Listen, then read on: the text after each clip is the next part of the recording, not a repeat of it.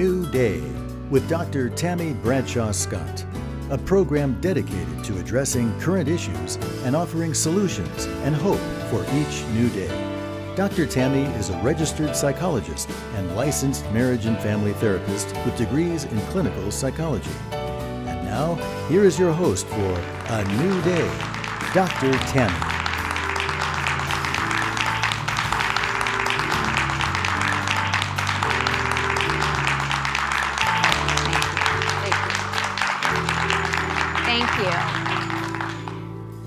We have all heard about the child star who loses their way after experiencing some stardom and fame.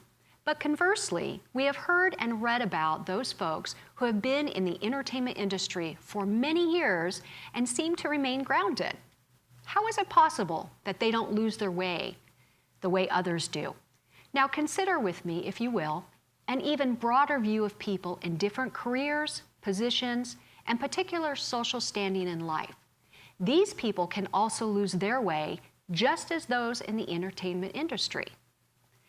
It is my belief that no matter what our position or standing in life, we all experience successes, disappointments, and failures in different aspects of our lives.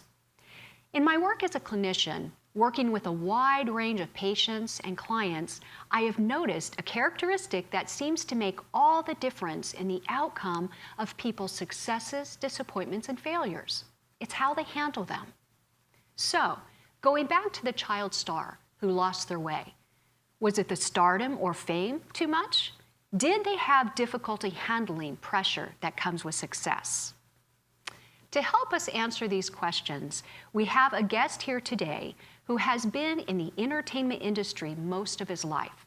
Please join me in welcoming Dustin Ceithamer.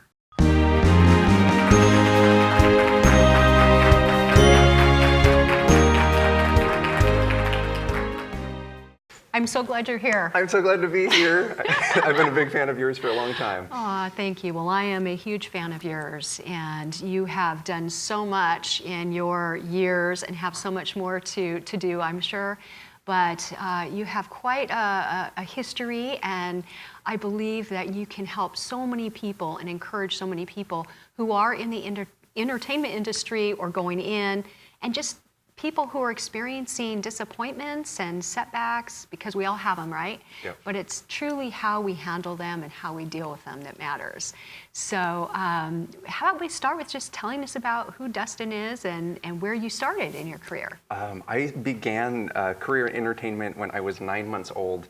My mom had 9 signed. months old. I did not So know this I've been about in you. it for 35 years. I've been in the biz. Okay. But I started out just as a little baby model, and they would show how to change diapers and how to. I mean, it's very scandalous.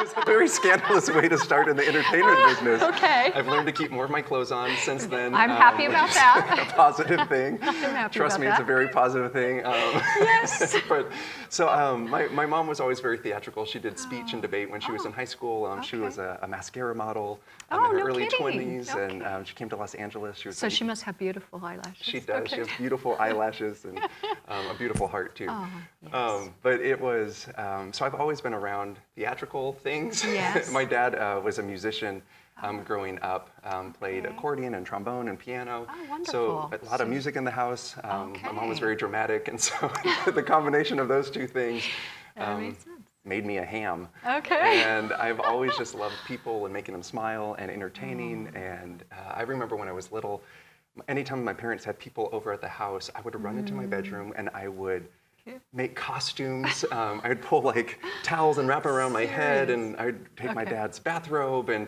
I would put on skits, and it was always. How always old had were to- you when you were doing this? I mean, this was preschool, so like 4 or 5 years 4 or old. 5, okay. Just love to make people happy, to entertain, and I just loved hearing them laugh and all of that. So I kind of got the taste of being the center of attention, I guess, when I was little in a But positive in a good way, yeah. in a positive way. Yeah. I wasn't like breaking things to get attention. I was This is good. wrapping towels around my head, and I don't know, it was a lot of fun. But I started doing theater when I was about 10 years old. Okay. How did that come about, Dustin?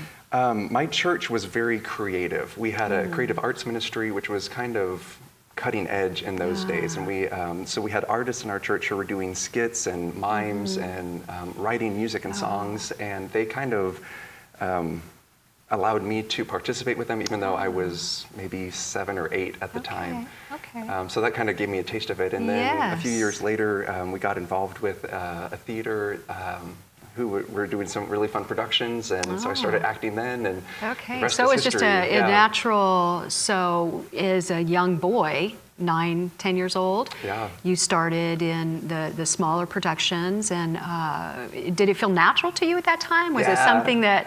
What was that like for you? When I found out that you could, that there was a place, I've always been a wiggler. No, you're kidding me, right? But when I found out that you could sing and act and wiggle and dance, at the same time. Great combination for a kid who has all this energy, right? Wait, there's actually a place where this is encouraged and you don't have to sit still. See, that would have been good for my brother. He couldn't hold still, so. He's a wiggler Oh too. yeah, wiggler, yeah, okay. So I think just, I found out that you could do musical theater, and all of a sudden it combined the dance and the acting and the singing all at the same time, and I just felt like I was created to do this. Okay. And obviously your mom saw that as well, right? Yeah. So she was clued into that. It was interesting. My mom was more, she was clued into that, but she was more like, he's really tall, he should probably be playing sports. And my dad was the one who was like, but tap dancing makes him happy. So it was kind of a role reversal. Okay. My dad just kind of really encouraging the music. And I think the music in his background, he saw the potential there. And both of my parents were incredibly supportive. Just as I wanted to do shows and wanted to train, and I mean, they called themselves my taxi service. And they would, after a long day of working, they would take me to a rehearsal. And sometimes for hours. It's also, if you want free babysitting, find a good community theater in your area. That's what my parents did. They dropped me off, have date nights 3 nights a week. But I remember coming out of the theater during the week before you open a show. It was very stressful. They call it Tech Week, where all the technical elements are coming in. And I remember, getting out at 1 a.m., 2 a.m.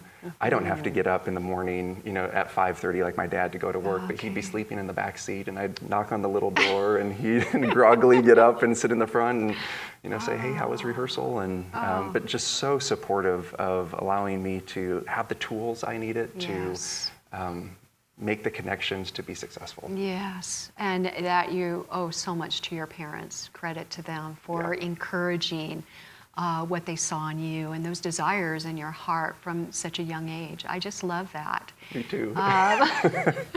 And they still come out and see you and support you. And we live on different coasts, so it makes it a little difficult, but they definitely will make trips and come see stuff I'm doing. And as I've enjoyed writing musicals as well. I love being in them, but I've also enjoyed creating the content. And so when I create something that I'm really proud of, they'll come out and see that. So tell us a little bit about that, Dustin. Now, you went from your 9, 10 years old, starting at that point, went into community theater.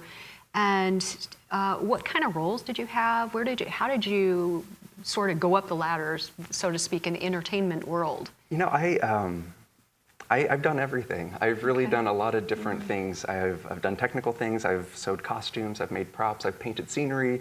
I've done spotlight. I've sung. I've choreographed. I've directed. I've tried a little of everything. And I think really something that I just was never afraid to try something when I was little. And I think my parents really supported that. That you could just try anything. And I think not to be afraid. If someone sits down and says, hey, can you play a masterpiece on the piano? No, but I could learn to play a masterpiece. Anyone can. You just have to, every song starts out one note at a time, and you just can't be afraid to take that step. And if you want to play the piano, you can. Like, it's not too late. I hear so many people saying, oh, I wish I would have, played piano as a kid. Yes. You don't think you can learn to play piano today? Yes, that's right. No, you could still learn to play the piano. Absolutely. But I think trying out a lot of things when I was little just gave me a lot of experience. I worked at a wonderful community theater called Lifehouse. Yes, and, I know of that theater. You're familiar with it? I am familiar with that theater. Lifehouse really gave me the opportunity to, around 14 or 15 years old, even to take on leadership responsibilities as a young teenager, and that really gave me confidence in my abilities and to hone my craft, where other 15-year-olds probably don't get that opportunity to direct and choreograph, be in leadership positions. Wonderful, wonderful. Two things I hear you saying here. One is the support of others. Obviously, your parents are key, number one, but also those folks you worked with, the adults surrounding, that you had to look up to, and who allowed you to go out on that branch, allowed you to step out of the comfort zone, and you weren't afraid. Yeah. You weren't afraid, and you weren't afraid to try different things. So many people are afraid to try, and because of what? They're afraid they're going to fail, right? But you were not afraid, and I love that your parents instilled that into you from the time you were very young. Yeah. So that is awesome. So you were able to do different things within the theater, kind of experience with the tech side of it, right? Yeah. Did you go outside of the community theater? What else, areas have you gone into in the entertainment world? Yeah, around 15, I started doing professional theater. Okay. So that was very interesting, as a young man, to be stepping out of the community theater world and start tiptoeing into where you have other people who are doing it not just for fun, but as a career. Was that scary, frightening for you to take that leap? I mean, you seem pretty fearless to me, obviously, as of what you've done all these years, but to take that leap from the smaller stage, so to speak, to an area where people do take it very serious and where it is their bread and butter, so to speak. How was that for you to go out into that, larger arena? I think it's always a little scary when you're at the bottom of a totem pole. Yes. When you walk in and you know that you know nothing and everyone around you knows so much. Right. And you just, with failure, when you're trying something new, failure is inevitable. Yes. You know that you're going to fail. Yes. And I guess if you can just get over the embarrassment of knowing that that's going to happen. Can we say Thomas Edison? Can we say Abe Lincoln, Abraham Lincoln? I mean, seriously, great men and women before us, that you can't succeed unless you experience some of those setbacks and failures, right? But it is intimidating. It is intimidating because you're walking into a room with people who are just so excellent at what they're doing, and you know that you're not measuring up, and so it can either cause you to be discouraged, or it can light a fire under you and said, I need to try harder. I need to work harder at this. How did you do that? I just said, I need to work harder, I need to try this. One thing that my parents were very supportive of, when I started doing some professional theater, I saw some directors and choreographers who were just brilliant. And I would ask my parents to take me to rehearsals even when I wasn't called. So when I didn't have to be there, and they would just take me, and I would just sit in the back and watch these choreographers and directors direct and choreograph. And it was basically master classes every night, whether I was called or not. I was just watching these people. Studying what they're doing. Oh. And I mean, just some brilliant, brilliant minds in the world of musical theater. Okay. Yeah. Fantastic. So you did some work there. Any film work? Yeah, Yes. I'm 6'8", so I don't fit in a lot of boxes. I'm Literally. really, I don't. I don't fit through doorways. It's a hard world. I don't fit in showers or beds. It's a very interesting world being 6'8". Well, it's kind of like the left-handed. I'm left-handed, I and am I too. live. You are too. Yeah. Oh, wonderful. Can I high five your left hand? Yes. Okay. Well, we live in a right-handed world, so anyway. Okay, I get it. But yeah, what were we talking about? How tall you are, and you don't fit into boxes. I don't fit into boxes. Oh, TV screen commercials and things. So I started auditioning, and I realized that a lot of film work, I'm too tall for the cameras. Oh. And so this is why we have you sit. No. This is why I'm sitting down now. But they have tricks and things they can do. But if your coworker is 5'2" and you're 6'8", it makes filming things difficult. So I ended up in a lot of casting directors' folders under a title that said Misfit or Freaks. Oh no! Well, and yeah, this is kind of the disappointment. This is sad. Okay, but so yes. I feel like the balance of acting is you have to never stop dreaming, but you have to be incredibly realistic. Okay. And it's such a hard balance because you want to keep dreaming and keep pushing towards the things that you want, but then you also have to have a very realistic, practical mindset of who you are and what your skill set is. Okay. And how do you do that? Because that's very important for people to know. You know, that's to dream, allow yourself to continue to dream of what you feel your passion is and what you're going for, but the level-headedness, the realistic. How do you do that? I'll tell maybe a quick story. So I got a call to be in the movie, or to audition for the movie, The Pirates of the Caribbean. Okay. And so I'm early 20s. I'm so excited at this opportunity. I've done some commercials up to this point. I've done a little stint on a TV show. Okay. So I've done some small work, but this was a feature film starring Johnny Depp, and Keira Knightley, and I'm Orlando Bloom, and I'm out of my mind that I even get to audition for this. Yes. So. They schedule my time, and I'm super excited. And I step up to the studio, and I sign in, and they say, okay, you're in this room. And when you go on castings, it's very interesting. You walk in a room, and usually you see people who look exactly like you do. Oh. So I'll walk into a room, and I'll see 20 dweeby guys, who are like skinny and usually tall and skinny, and it's like, okay, so today's the tall dweeby guy call, and those are my people. That's how I will make money in this industry. This day, so Pirates of the Caribbean, I'm so excited. It's an actual audition with the director Gore Verbinski, and the chance to actually get to work with him personally, have him coach you through scenes, I'm just like elated. So I walk in, and they're like, okay, the room is over here. So I go, and when I walk in the room, it's, I'm feeling pretty good about myself. I'm like, I'm being considered for a feature film. I don't quite know what I'm gonna do, but I walk in the room, and I guess the best way you could describe the people in the room would be misfits. People who don't quite operate the same in our society, whether they're missing limbs, acid burns all over their bodies, just really, just very severe cases of maybe people who don't fit in a... Like aesthetic a normal aesthetic. And, at that moment, I was pretty cocky walking in there, but I realized that this was the room I fit in. This is how the world is seeing me as a performer.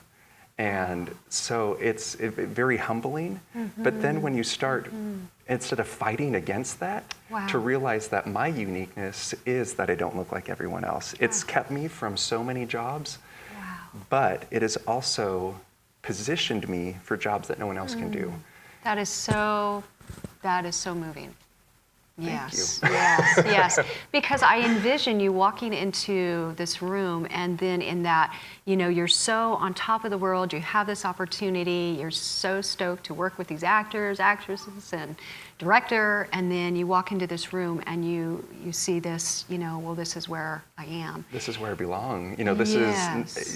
I'm one of, these are my people. Yes. It was a very interesting shift in my mind. How did you make that shift?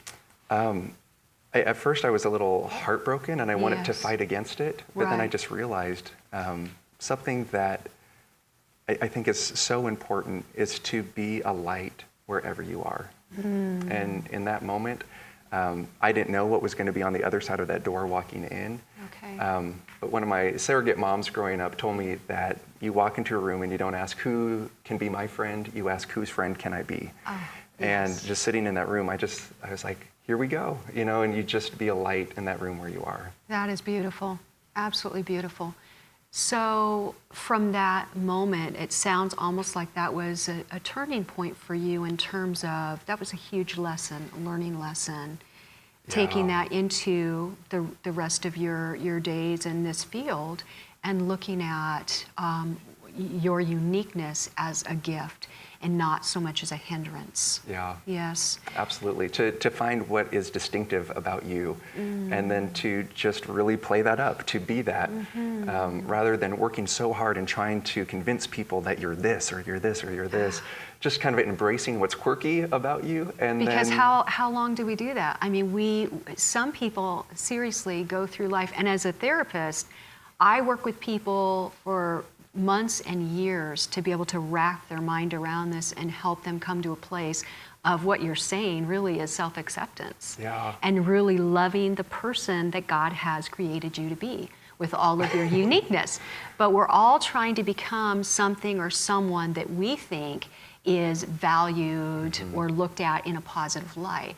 But as a young man, you really came to a place of acceptance of your uniqueness. Absolutely. And allowing that to be used to make a difference in other people's lives. Yeah.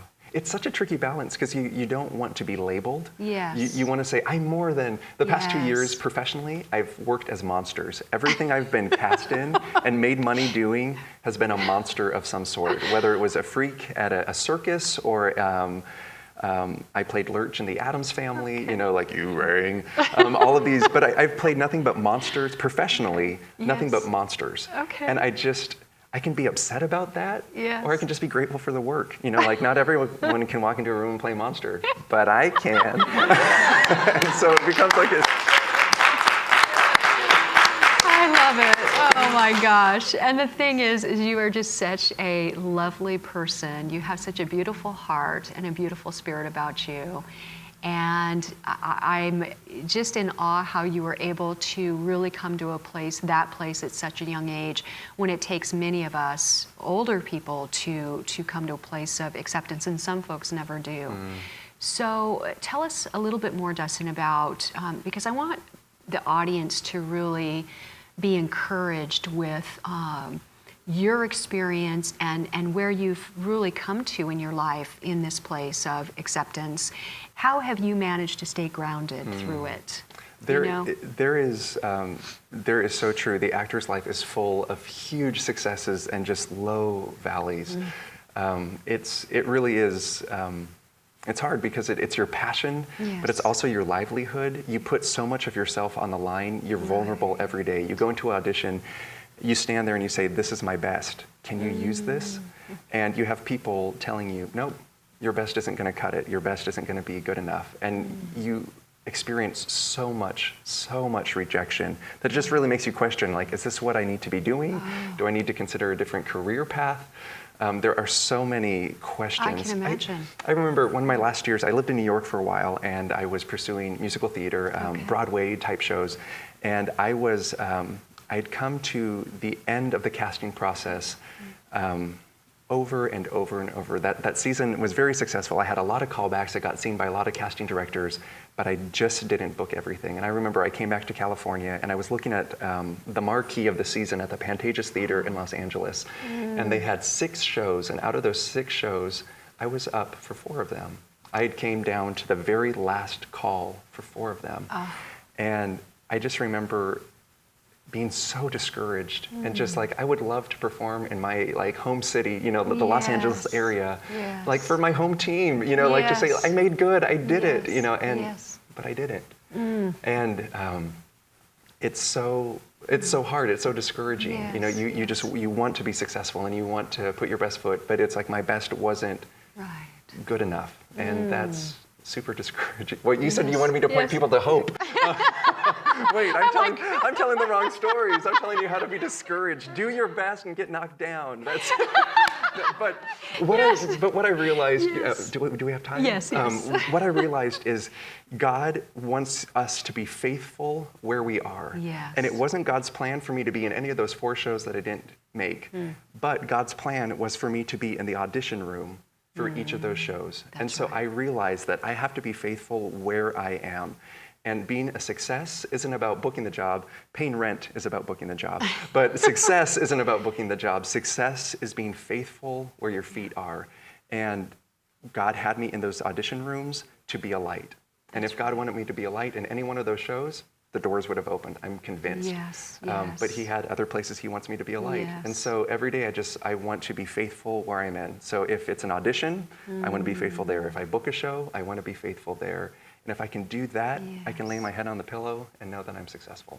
We all need to be able to have that perspective. We all need to be able to say, you know, I'm doing my best. I'm doing what I need to do. Working through my PhD was a difficult time. You know, it took me many years. I lost a child during that time. I had many setbacks. And it came to the point where I was taking my comp exams. And I had actually, and many people don't know this, the story, but I had been dismissed from the program 2 different times and had to make an appeal to go back in, because in that time of losing my daughter, I just was treading water. So it came to a place of, I may not make it. And yes, the disappointment and feeling like everybody's watching, you know, I don't want to disappoint people. I want to be successful. I put all this time into it. And I remember that they were giving me one more chance. Everything laid on the line. This is after 8 years, 9 years of working on this. And I won't even say how many dollars invested at this point. I truly walked in there with such a peace that it was like, okay, I know I'm good. I know that I've done everything that I'm supposed to do, all that hard work. And what the world may see and others may see that this is a failure, God doesn't see it that way, and I wasn't going to see it that way. And all I needed is His grace, if that was going to be the case, to pick up and then move in another direction. But coming to the end of that, coming to that place where I'm good, I'm really good, I'm really okay if I don't pass this exam and I don't get that PhD. And so when I sat down at the computer to take that exam, I had such peace, and I walked out of there and I saw my husband waiting for me. I had to wait for a couple weeks for the results, but you know, I just hugged him and I just cried, because that sense of peace and acceptance of knowing, you know, maybe I was just supposed to go through the program in this time, but of course I found out I passed and I got the PhD, but it was, thank you. But it was life-changing. It was life-changing, just like you, and coming to a place of, okay, it's not just the end. It's not just the end result, it's the journey, right? It's the journey that we're going through, and it's what we learn. And that's how we can really accept those disappointments and those setbacks or failures and the successes, that we are right where we need to be. As long as we're doing what we need to do and not afraid to do that hard work, as you have done all these years, we're where we need to be. So it's been a real pleasure having you today. I'm so appreciative to you and for your life and what it speaks to so many other people. And I want to thank our audience today for joining us and spending this time with us here on A New Day. Thank you. This viewer-supported program is made possible by viewers like you. Your support is invaluable and appreciated. To send a gift or for more information, please contact Dr. Tammy at the address on your screen. And thank you for joining us for A New Day.